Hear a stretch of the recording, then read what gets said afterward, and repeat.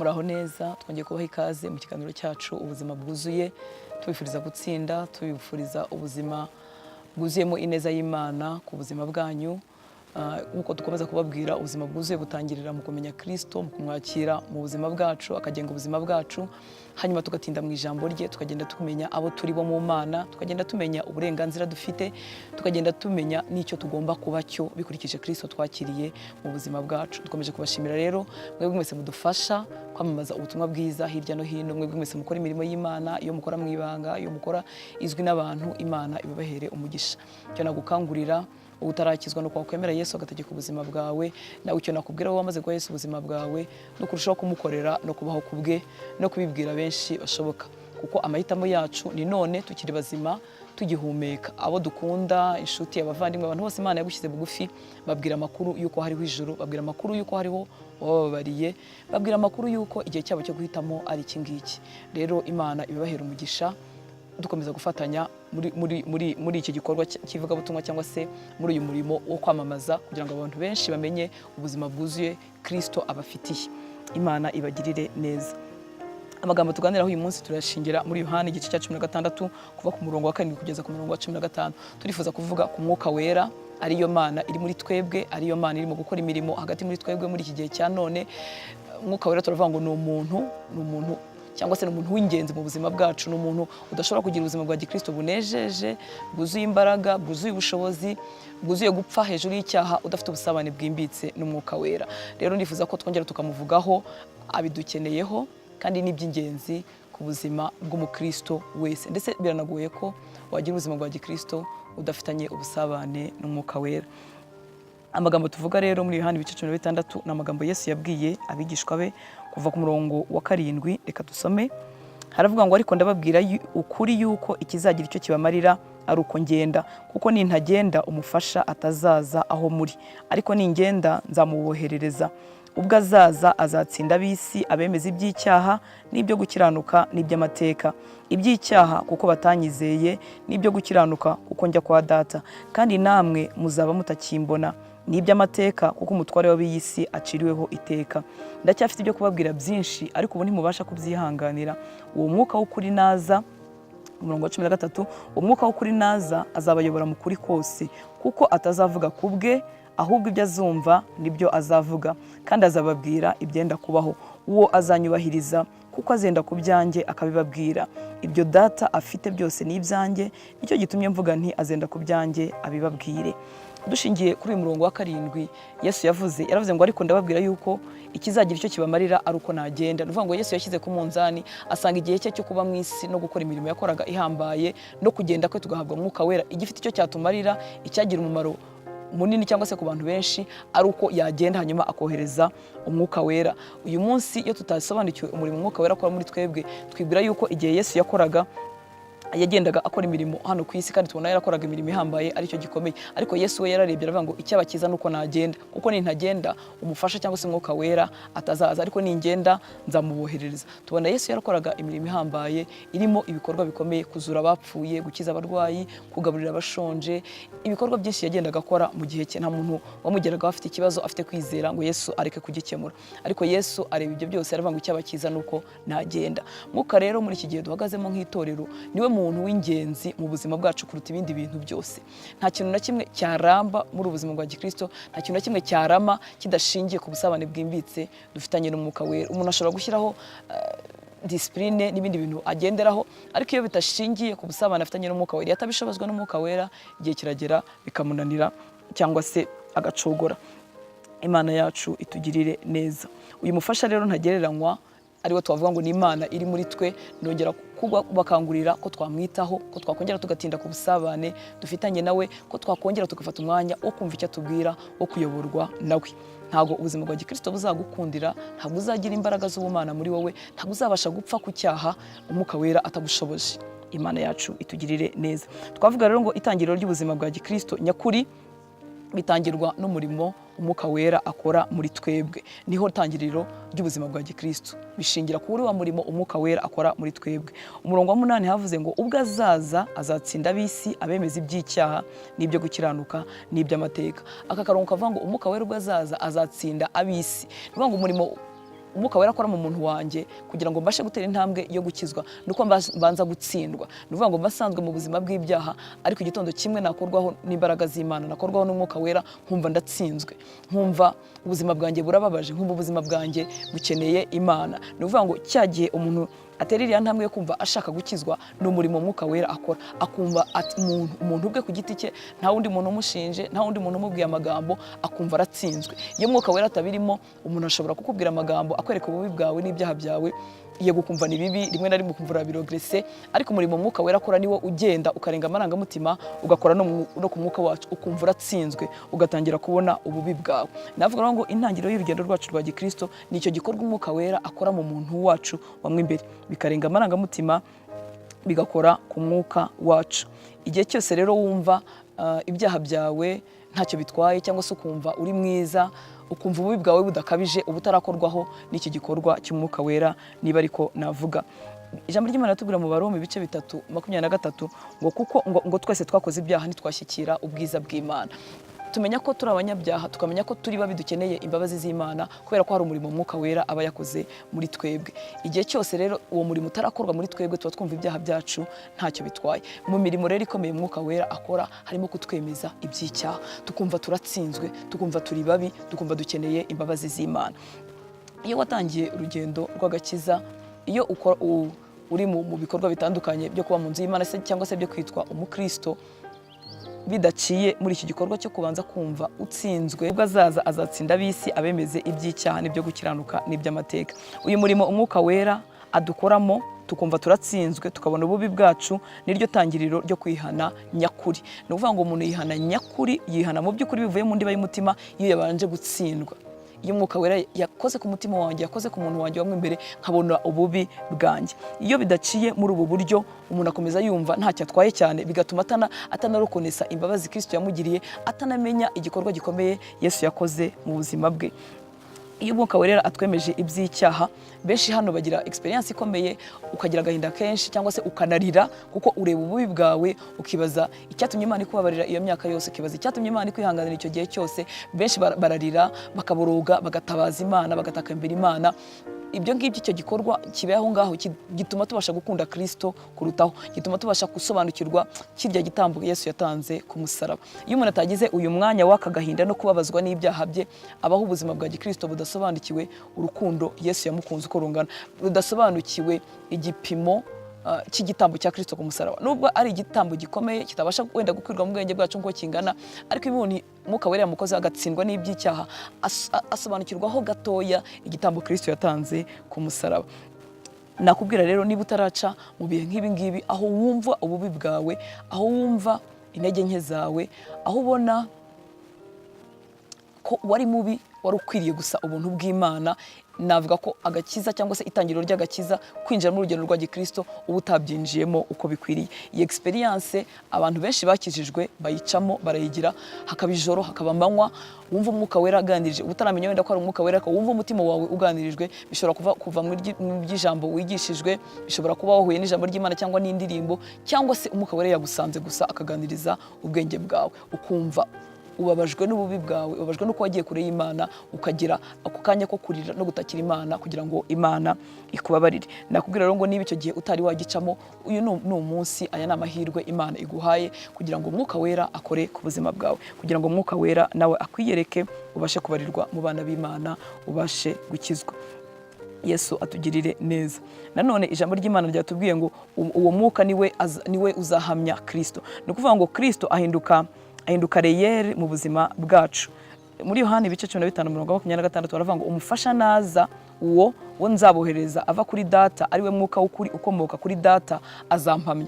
Ni ukuvuga ngo iyo tugiranye ubusabane n'umwuka wera, umwuka wera ahamya Kristo mu buzima bwacu, Kristo agahinduka reyeri. Mwibuka ko umwuka wera ativugira kubwe. Ni nayo mpamvu akenshi itorero tumwirengagize, niyo mpamvu akenshi abana b'Imana tutamutekerezaho, tudatinda ku busabane nawe, kuko ntiyivuga, ariko ahamya Kristo.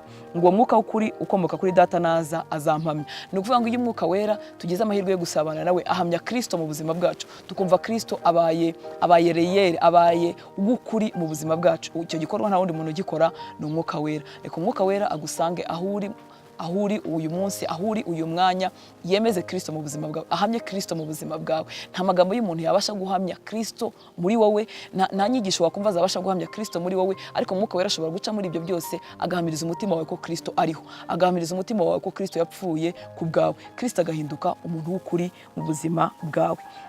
Imana yacu itugirire neza. Ndongera kukwinginga rero kugira ngo wongere wite ku busabane bwawe n'Umwuka Wera. Mwuka Wera wongere umushake, wongere umwifuze. Mwibuke ko ibi ngibi ni ibintu bihabwa abantu bafite inyota. Imana yacu itugirire neza. Kugira ngo ubashe kugenda neza muri urugendo rwa Gikristo, kugira ngo ubashe kubaho uri umutsinzi, kugira ngo ubashe kuba mu buzima bwuzuye nk'uko turimo tubivuga mu buryo butandukanye, nta kindi kintu, nta rindi banga kereka kugira ubusabane bwimbitse n'Umwuka Wera. Imana yacu itugirire neza. Iyo tugize amahirwe Mwuka Wera akemeza iby'icyaha ubuzima bwacu, tugatera intambwe tukamusaba imbabazi mu marira menshi, cyangwa se mu kumva wicujije, ariko kwicuza kujyana ku kwihana. Iyo tumaze kwinjira muri icyo gikorwa tugahabwa imbabazi, hari ukuntu umuntu yumva yorohewe, agahabwa ya mahoro tujya tuvuga abonerwa muri Kristo Yesu. Ni ukuvuga ngo hari amahoro ajyana no kubabarirwa ibyaha, hari amahoro ajyanwa no gukurwaho bya byaha biba bitwikiriye ubuzima bwacu. Mwibuke ko icyaha si ugusambana gusa, si ukubeshya gusa, si ukwiba gusa, kuko ku murongo wa 9 mu byo azatwemeza aravuga ngo azatwemeza iby'icyaha kuko batanyizeye. Ni ukuvuga ngo kutizera umwana w'Imana Bibiliya ibyita icyaha. Hari igihe umuntu aba ingeso nziza, aba inyangamugayo, akumva biriya byaha tuvuga by'inyuma ntago wenda abikora, ariko Bibiliya tubwiye ngo Mwuka Wera azatwemeza iby'icyaha kuko tutizeye Kristo. Ni ukuvuga ngo kutizera Kristo ubwabyo ni icyaha. Izo mbaraga zo kumwizera tuzihabwa kuko Mwuka Wera yahamije Yesu muri twebwe, Yesu agahinduka umuntu urireyeri mu buzima bwacu, ntibyongere kuba ibintu byakure. Iyi rero ni experience iyo tuyiciyemo umuntu adashobora kwibagirwa mu buzima bwe. Mubanteze amatwi mwarigeze kugira aya mahirwe yo guhura n'Umwuka Wera muri ubu buryo, mugakizwa mugahesa ubuzima bwanyu, muribuka ko ari ibintu byabahesheje amahoro, ari ibintu ushobora kuba byaramaze umwanya bibariza, cyangwa se bituma mwongera gutekereza ku buzima bwanyu, bibaza ngo narindi hehe iyi myaka yose, ibintu byose ibi ngibi kuki ntigeze mbimenya, kuki ntigeze mbimenya aya mahoro abonerwa kuri Kristo, kuki ntigeze mbona ububi bwanjye ngo menye ko ndi umunyabyaha nkeneye Kristo kugira ngo mbabarirwe. Umuntu waciye muri experience ayibuka iteka. Niyo mpamvu ushobora kwibuka igihe wakirijwe, ukibuka ya myaka n'imyaka umaze mugakiza, kuko uribuka cya gihe wababariwe. Ndakubwira rero watangira urugendo rwa Gikristo cyangwa wifuza kurutangira, ko watumira Umwuka Wera mu buzima bwawe.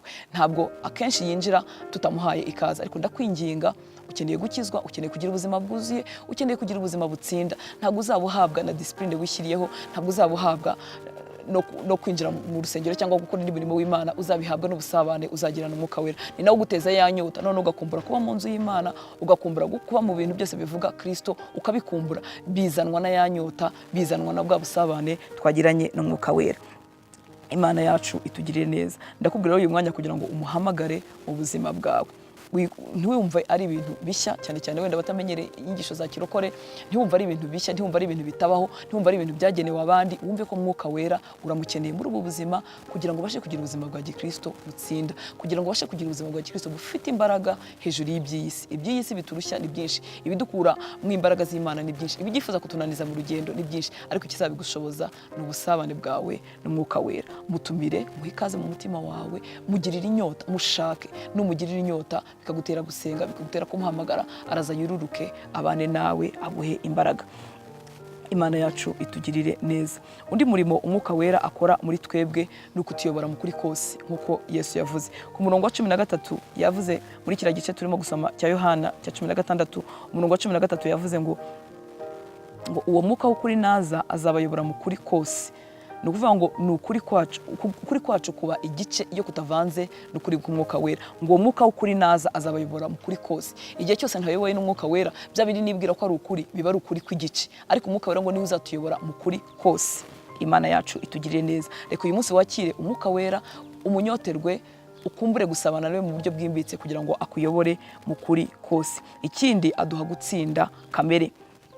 Kuri uriya murongo wa 13 havuze ngo ngo uwo mwuka w'ukuri naza azabayobora mu kuri kose, kuko atazavuga ku bwe, ahubwo ibyo azumva nibyo azavuga, kandi azababwira n'ibyenda kubaho. Ni ukuvuga ngo kugira ngo tubashe kuyoborwa mu kuri kose, tubashe gutsinda ibigeragezo bitandukanye muri iyi si, nuko umwuka wera abaganje ubuzima bwacu, tukabasha gutsinda wa muntu wa kamere. Mu Bagalatiya ibice 5 umurongo wa 16 haravuga ngo ndavuga nti uyoborwe n'umwuka, kuko aribwo mutazakora ibyo kamere irarikira.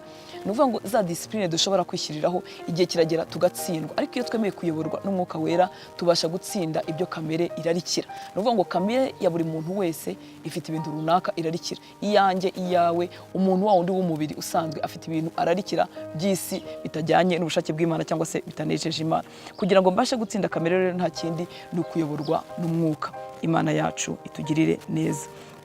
Kugira ngo tubashe gutsinda tugere aho twavuga nka Paulo muri ya magambo yavuze mu Galatiya ibice 2 umurongo wa 20 ngo nabambanywe na Kristo, ariko ndiho, nyamara sinjye uriho, ni Kristo uriho muri njye. Ibyo nkora byose nkiriho mu mubiri bikoreshwa no kwizera umwana w'Imana wankunze akanyitangira. Nivuga kugira ngo tugere kuri rwego rwo kuvuga ngo sinjye uriho, ni Kristo uri muri njyewe, nabambanywe na Kristo. Nivuga ngo wa muntu wanjye wa kamere yarapfuye, ni Kristo uri muri njyewe. Ibi bintu ntabwo nshobora kubigeraho ntabishobojwe n'umwuka wera. Niyo mpamvu ubundi agakiza ni ugupfa kwa kamere no kuba kwinshi kubumana umuntu wacu wamwe imbere. Kugira ngo rero umukristo, kugira ngo umwana w'Imana ushaka kugenda n'Imana neza abishobore, nuko yakira umwuka wera. Umwuka wera akazimya ya kamere, akica wa muntu wanjye wa kera, ari byo navuga, kugira ngo ubumana bubashe kuzamuka mu buzima bwanjye. Tugere kuri urwego rwo kuvuga nka Paulo wavuze ngo ntabwo ari njyewe uriho, ahubwo ni Kristo uriho muri njyewe. Nabambanywe na Kristo, none si njyewe ukiriho, ahubwo ni Kristo uriho muri njyewe. Nakomeza kugira ngo nta rindi banga n'ukongera ubusabane dufitanye n'umwuka wera. Nta rindi banga n'ugushaka ubusabane bwimbitse n'umwuka wera. Wenyine ntago wabishobora. Akenshi tugira tandasi yo gushaka umwuka wera dushakisha imbaraga zo gukora umurimo w'Imana, imbaraga zo gukoreshwa ibitangaza, imbaraga zo kugira amavuta mu mirimo dukora bitandukanye. Mwibuke ko umwuka wera nta nubwo adusigira gukora imirimo y'ivugabutumwa gusa, adusigira n'indi mirimo yose itandukanye tukayikora neza. Icyo gihande ni cyiza, tunagitindaho inshuro nyinshi, ariko nagira ngo ko hari ikindi gihande gikorwa n'umwuka wera cyo gupfa kw'imbaraga za muntu, hakagaragara imbaraga z'Imana, za zindi zirimo guca bugufi, za zindi zirimo kumvira no kuganduka. Ari nabyo nifuza ko dutindaho uyu munsi. Tugere nk'ahari ya Paulo yavuze ngo sinjyewe uriho, ni Kristo uri muri njyewe. Ni ukuvuga ngo iby'imbaraga bya Paulo, iby'ubushobozi bwe n'inararibonye ze, si byo yaragishyize imbere, ahubwo yarashyize Kristo muri we imbere. Ko rero umwuka wera yuzura ubuzima bwacu cyangwa se ubuzima bwanjye, niko menya ko ntacyo ndicyo ntagishobojwe n'Imana. Niko ka gace navugaga. Mwibuke ko nari maze kuvuga ngo dutinda ku gace k'imbaraga, dushakisha amavuta, dushakisha umwuka wera kugira ngo tugire imbaraga, ariko kariya gace ko kumva noneho ntacyo uricyo utakigizwe n'Imana, nabyo tubiheshwa n'umwuka wera. Uko umwuka wera rero yuzura ubuzima bw'umuntu, uko ngirana nawe ubusabane bwimbitse kurutaho, niko ubumuntu bwanjye buburizwamo, niko ibyo nari nishingikirijeho bikurwa mu buzima bwanjye, nkabona nishingikirije ku Mana gusa, atari mu magambo y'inyuma, atari mu byo mvuga ku munwa, ahubwo mu muntu wanjye w'imbere. Nkaba nzi neza ko nta kintu nashobora ntagishobojwe na Kristo. Imana yacu itugirire neza. Umwuka wera rero uramukeneye mu buzima bwawe bwa buri munsi, ntumwirengagize, ntumuburire umwanya. Ijambo ry'Imana ritubwira mu Efeso ibice 4 umurongo wa 30 ngo kandi ntimuteze agahinda umwuka wera w'Imana wabashyiriweho kuba ikimenyetso kugeza ku munsi wo gucungurwa. Ngo ntitumuteze agahinda, kutamuha umwanya, kutamutekerezaho, kutavugana nawe nk'uko umuntu avugana n'inshuti. Mwibuke ko bavuze ngo ntumuteze agahinda, ruvuga ngo afite nawe amarangamutima. Uko tutamwitaho kandi twitwa abana b'Imana, ni nko kumuteza agahinda. Imana yacu itugire neza, twongere twakire umwuka wera, twongere twinjire mu busabane bwimbitse hamwe nawe, kugira ngo kamere yacu ipfe, tubeho tubeshejweho na Kristo. Hari ijambo ry'Imana nifuza ko dusoma riri mu buhanuzi bwa Zakariya ibice 4 umurongo wa 6 ngo aransubiza ati ijambo Uwiteka atumye kuri Zerubabeli ngiri ati si kubw'amaboko kandi si kubw'imbaraga, ahubwo ni kubw'umwuka wanjye, niko Uwiteka Nyiringabo avuga. Si kubw'amaboko, si kubw'imbaraga, ahubwo ni kubw'umwuka wanjye, niko Uwiteka Nyiringabo avuga. Nuvuga ngo uko turushaho kugirana ubusabane n'umwuka wera, tugera kuri iki gipimo nk'aya magambo yabwiwe Zerubabeli, tukamenya ko atari kubw'imbaraga, atari kubw'amaboko, ahubwo ari kubw'umwuka w'Imana. Mwibuke ko iki ni igice cy'ingenzi mu mwana w'Imana ukeneye kubaho ubuzima bwuzuye. Yego turi abanyembaraga mu Mana, yego dufite uburenganzira muri Kristo, ariko hari igice cyacu kigomba gupfa, kigomba guhora kibuka ko si kubw'imbaraga, si kubw'amaboko, ni kubw'umwuka w'Imana. Kigomba kumenya neza ko nta kintu na kimwe dushobora tutagishobojwe n'umwuka w'Imana. Aka kamero rero cyangwa ibi bintu tubihabwa uko tugirana ubusabane bwimbitse n'umwuka wera. Nibwo mu muntu wanjye w'imbere ntarinze kubitekerezaho, ntarinze kubishakisha cyane, menya ngo ndi umunyantege nkeya ahantu, umuntu wanjye ni umunyantege nkeya, ahubwo Kristo niwe ukujijwe mu bugingo bwanjye. Nkamenya neza ko nta kintu na kimwe nashobora ntagishobojwe n'Imana. Hari amagambo Pawulo yavuze mu Bikorinto ba 2:12 ngo kuko aho intege nke zanjye ziri ariho imbaraga zanjye zuzura, nuko nzanezezwa cyane kwirata intege nke zanjye ngo imbaraga za Kristo zinzeho. Izi ntege nkeya avuga cyangwa izi imbaraga nkeya avuga ntabwo ari imbaraga nkeya zindi zitugwisha mu byaha cyangwa zitugwisha mu busambanyi n'ibindi byaha nk'ibyo ngibyo. Oya, ni intege nkeya za muntu zimenya ko mu ntege nkeya ariho akenereye imbaraga z'Imana. Uko rero umwana w'Imana yinjira mu busabane bwimbitse, umutima we mu muntu we wamwe imbere akomeza kwibuka ko ari umunyantege nkeya, bikamutera kwishingikiriza ku mwuka w'Imana, bikamutera kwishingikiriza ku Mana, akamenya ngo nta kintu na kimwe yashobora atagishobojwe n'Imana.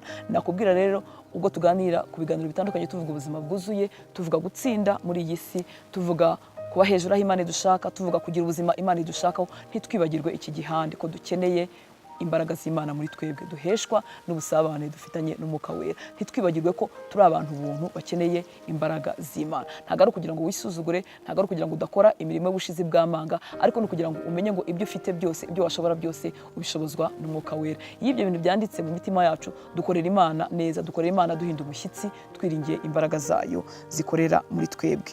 Imana yacu tugire neza. Aya magambo rero yo muri Zakariya reka akomeze yandikwe mu mutima wawe, umenye ngo si kubw'imbaraga, si kubw'amaboko, si kubw'ubushobozi, si kubw'inararibonye, si kubw'ikintu icyo ari cyo cyose, ahubwo ni kubw'umwuka wera uri muri wowe. Imana yacu itugire neza. Uramukeneye rero mu buzima bwawe bwa buri munsi kugira ngo akuyobore kandi agushoboze muri uru rugendo. Ariko ibi ngibi umwuka wera bihabwa umuntu ufite inyota, umushaka, umwifuza. Impamvu tumuvugaho uyu munsi ni ukugira ngo wongererwe inyota, ni ukugira ngo urusheho gushaka ubwo busabane hamwe nawe, kugira ngo ubashe gutsinda iby'isi, kugira ngo ubashe no kunezeza Imana. Nubwo utatsinda ibindi bintu by'inyuma, nubwo utazamuka ahandi hantu hejuru, ariko ukagira imbaraga zo kunezeza Imana. Mwibuke ko icyatumye Kristo abasha kubaha Imana no kunezeza Imana, umwuka wera yari yuzuye ku buzima bwe igihe yakoreraga hano mu isi. Ijambo ry'Imana ryatubwiye muri Yohana 4:14 ngo ariko unywa amazi nzamuha ntazagira inyota rwose iteka ryose, ahubwo amazi nzamuha azamuhindukiramo isoko y'amazi adudubiza kugeza mu bugingo buhoraho. Aya magambo ndayakubwira ngira nkubwira ngo ko ntago wagira ubuzima bwuzuye, ntago wagira ubuzima buhembutse bufite itoto ry'agakiza, niba ariko navuga bufite itoto ry'ubumana mu gihe gihoraho, cyangwa se mu gihe uzamara hano ku isi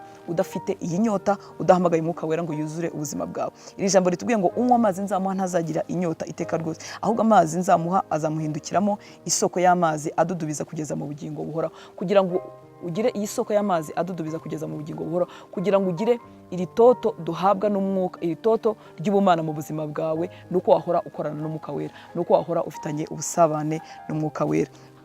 Nta rindi banga rero twavuga ryashoboza umwana w'Imana kubaho yubaha Imana, kubaho ahembutse mu myaka yose azamara hano ku isi atabitewe n'umwuka wera. Imana yacu itugirire neza. Mwibuke ko bihabwa abafite inyota. Muri Yohana none 7:37 hatubwiye ngo umuntu nagira inyota azahondi anywe, unyizera kuri 38 unyizera imigezi y'amazi y'ubugingo izatemba iva mu nda ye, kuko ibyanditswe bivugwa 39 ngo ibyo yabivuze yerekeje ku mwuka wera uwo abamwizera bendaga guhabwa. Umuntu nagira inyota azahondi anywe, unyizera imigezi y'amazi y'ubugingo izatemba iva mu nda ye, kuko ibyanditswe bivugwa.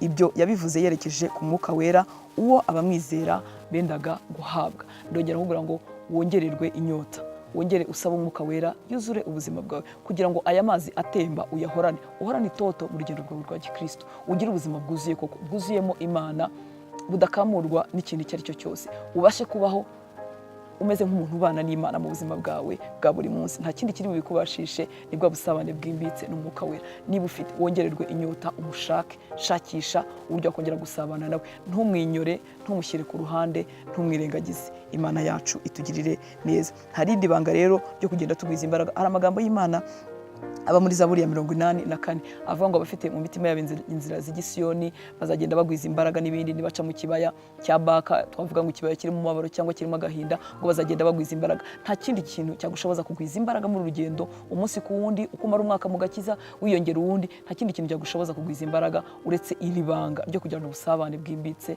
n'umwuka wera. Umwuka wera nibyo akwifuriza kugira ngo wongere wemere gusabana nawe, umutindeho, umushakishe, umufungurire umutima wawe, umuhamagare mu buzima bwawe kugira ngo agendane nawe, akorane nawe. Nta murimo n'umwe washobora gukora udakoranye nawe ngo uzawukore igihe kirekire, uzabane n'Imana muri iyi si mu myaka ufite yo kubaho mu buryo burambye utabanye n'Umwuka Wera ntago wabishobora. Hari amagambo y'Imana none tubona muri Zaburi 92 handi havuga ngo azahorana itoto kugeza no mu busaza, azahora yera, azagira ikakama rihoraho. Nta rindi banga kugira ngo uhorane itoto kugeza mu busaza bwawe, kugira ngo mu muntu wawe hahoremo ikakama ryo guhemburwa n'Imana. Nta rindi banga no gusabana n'Umwuka Wera, kugira ngo rero tubashe kuba mu buzima bwuzuye. Si strategy, si ubwenge n'ubuhanga, si set ya discipline twishyiriraho, no gushobozwa n'Umwuka Wera. Umwuka Wera arifuza kuzura ubuzima bwawe. Mukingurire umutima wawe. Wowe utari wakizwa arabasha kukwemeza iby'icyaha.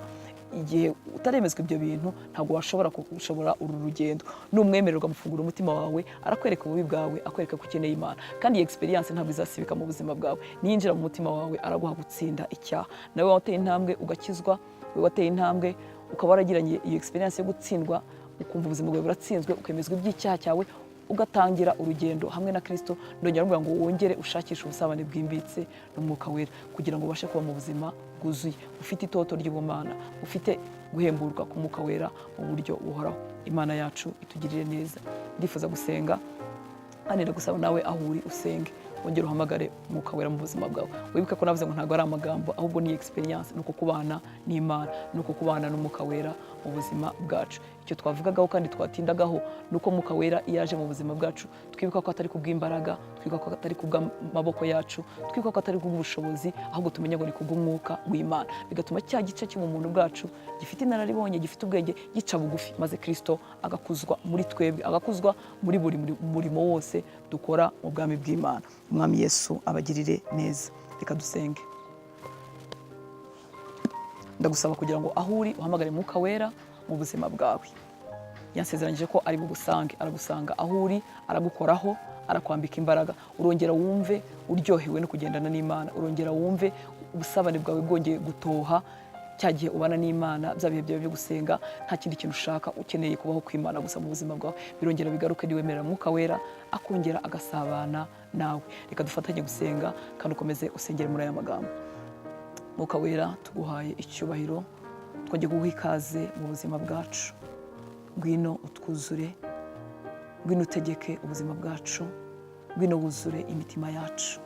Tumaze igihe kinini twarakwirenganyije, tumaze igihe kinini twarakubabaje, tutagutekerezaho, dufite ibindi twiringiye. Uyu mwanya turagarutse nk'abana bawe, turabwiye ngo turagukeneye, ngwino wuzure ubuzima bwacu. Ijambo ryo ryatwibukije ko atari kubw'imbaraga, atari kubw'amahoro, ahubwo ari kubw'Umwuka Wera. Umwuka Wera twuzure, sanga abatari bakumenya, ubemeze iby'icyaha, batsindwe mu mitima yabo, kugira ngo bamenye ko bakunyotewe, kugira ngo bamenye ko bagukeneye, kugira ngo babashe gukira. Wongere udusange twebwe abamaze gukizwa, maze utwongerere inyota yo kugushaka no kumenya ko nta kintu na kimwe twashobora tudashobojwe nawe. Reka wa muntu wacu w'imbere yongere ace bugufi kugira ngo Kristo akuzwe muri twebwe. Reka wa muntu w'imbere wumvaga akomeye, wumvaga ahambaye, yongera ace bugufi muri za ntege nke zacu, huzuremo imbaraga z'ubumana. Reka twongere tumenye neza ko ntacyo twakwishoboza tudashobojwe n'Umwuka Wera. Umwuka Wera turakuraritse, ndaguhamagara mu buzima bw'abana bawe, abahungu bawe n'abakobwa bawe bakoze iri sengesho, basange aho bari, ubahindukize bave mu byaha, basange aho bari, ubambike imbaraga, ubateze inzara n'inyota yo kongera gusabana nawe. Ntazongere gutera intambwe n'imwe atabishobojwe nawe, ntazongere gukora urugendo na rutoya, ntazagira ikindi cyemezo na kimwe afata atabikoranye nawe. Urakoze ko uhari kugira ngo twigishe iby'ukuri byose. Urakoze ko uhari kugira ngo duhe gutsinda icyaha na kamere y'icyaha. Urakoze ko uhari kugira ngo duhe kugira ubuzima buhembutse. Urakoze ko uhari kugira ngo amazi y'ubugingo atembe muri twebwe kuzageza igihe Kristo uzagaruka kudutwarira. Tuguhaye icyubahiro, tugushyize hejuru. Omatana n'ubuzima bwacu burundu, tura mu muntu wacu w'imbere burundu. Ntuzongere kudusiga ukundi, ntituzongere kuguta ukundi. Urakoze Mwuka Wera, icyubahiro cyose nikikugarukire. Mu izina rya Yesu dusenze, amen.